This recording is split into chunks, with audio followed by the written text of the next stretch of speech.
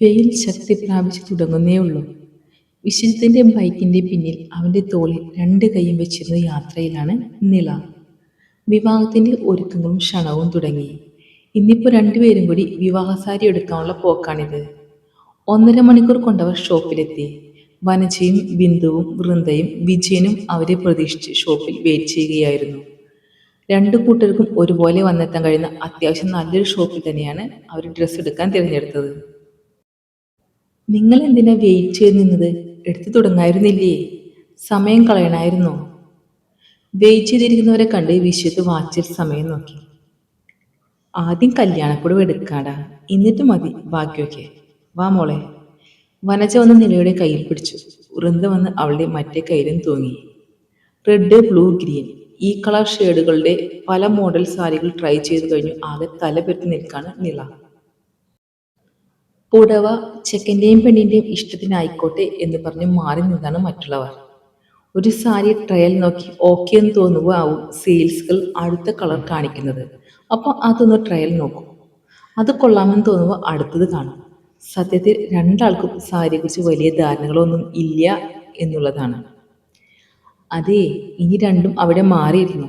ഞങ്ങളൊരു പുടവ അങ്ങ് സെലക്ട് ചെയ്ത് തരും, അതങ്ങ് സ്വീകരിച്ചാൽ മതി. ബിന്ദു വനജയെ വിളിച്ച് എഴുന്നേറ്റ് വന്നു. ആ, ഇതങ്ങ് നേരത്തെ ആയാൽ മതിയായിരുന്നല്ലോ. വലിയ പണിയൊഴിഞ്ഞ ആശ്വാസത്തോടെ വിശ്വത്ത് അടുത്തുള്ള ചെയറിലേക്ക് ഇരുന്നു. ആഹാ, സാരിയെക്കുറിച്ച് ഒരു ബോധമില്ലെന്ന് നിങ്ങൾ രണ്ടാൾക്കും മിണ്ടിക്കൂടെ? ആദ്യം തന്നെ ഉള്ള രണ്ടിൻ്റെയും നോട്ടവും പ്രഹസനം കണ്ടപ്പോൾ ഞങ്ങൾ കരുതി നിങ്ങളിപ്പോൾ എല്ലാം സെറ്റാക്കുമെന്ന്. വൃന്ദ രണ്ടാളെയും നല്ലോണം പുച്ഛിച്ചു. ഇനി ഉടുത്തു നോക്കാൻ എന്നെ കൊണ്ട് വയ്യാട്ടോ. നില വേഗം താഴേക്കിറങ്ങി.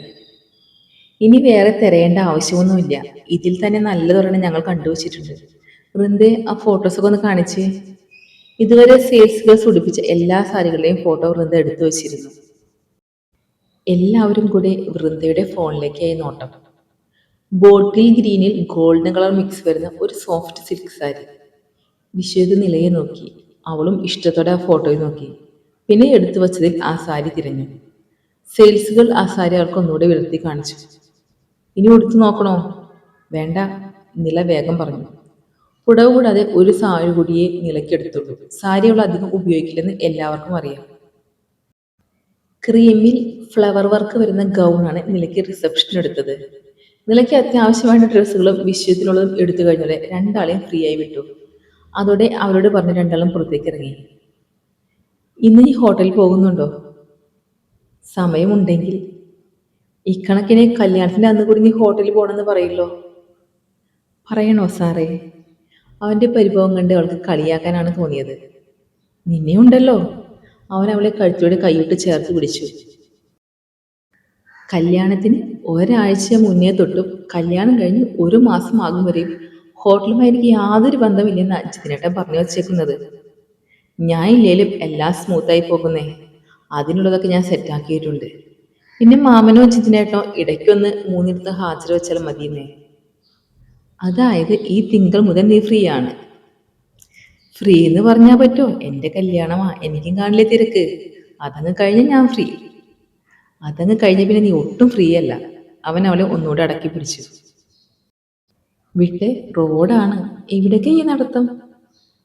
ഇവിടെ ഒരു പാർക്കുണ്ട്, അവിടെ ഇരിക്കുക കുറച്ചു നേരം. വേണേ ഒരു ഐസ്ക്രീമും കഴിക്കാം. പിന്നെ അവിടെയൊക്കെ പർച്ചേസ് കഴിഞ്ഞ് ഒന്നിച്ച് ഫുഡ് കഴിച്ചിട്ട് നമുക്ക് തിരിച്ചു പോകാം. വിശ്വത്ത് അവളുടെ തോളിൽ നിന്ന് കൈയെടുത്ത് വിരലിൽ കോർത്ത് പിടിച്ചു. ആ നടത്തം ആളൊഴിഞ്ഞു കിടന്ന ഒരു കുഞ്ഞു പാർക്കിലേക്കാണ് ചെന്നത്. ഇലഞ്ഞിമരം തണൽ തീർന്ന ഒരു ഇരുമ്പ് ബെഞ്ചിൽ രണ്ടാളും കൂടി ഇരുന്നു.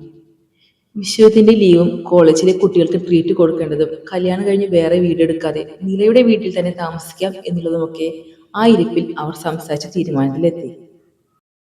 ആ ഇരിപ്പും സംസാരവും ഏകദേശം 1 മണിക്കൂറോളം പിന്നിട്ട് കഴിഞ്ഞാണ് വൃന്ദ അവരെ ഫുഡ് കഴിക്കാൻ പോകാൻ വിളിക്കുന്നത്. വൃന്ദ ഷോപ്പിന്റെ ഫ്രണ്ടിൽ ഇറങ്ങി നിന്ന് അടുത്തുള്ള നല്ലൊരു ഹോട്ടലായിരുന്നു ഫോണിൽ തിരയുന്ന നേരമാണ് വിശ്വത്തും നിലയും തിരികെ നടന്നു വരുന്നത്. വൃന്ദ ഫോൺ എടുത്തു ആ വരവ് ഫോണിലേക്ക് പകർത്തി. കാര്യമായി എന്തോ സംസാരിച്ച് വരുമ്പോഴാണ് രണ്ടിൻ്റെയും മുഖം.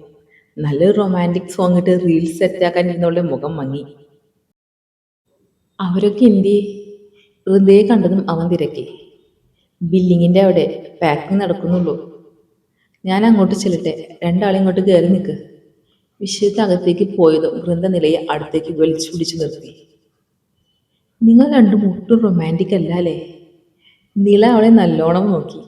ഇതേ നോക്ക്, നല്ലൊരു റീൽ സെറ്റാക്കാന്ന് വെച്ചതാ.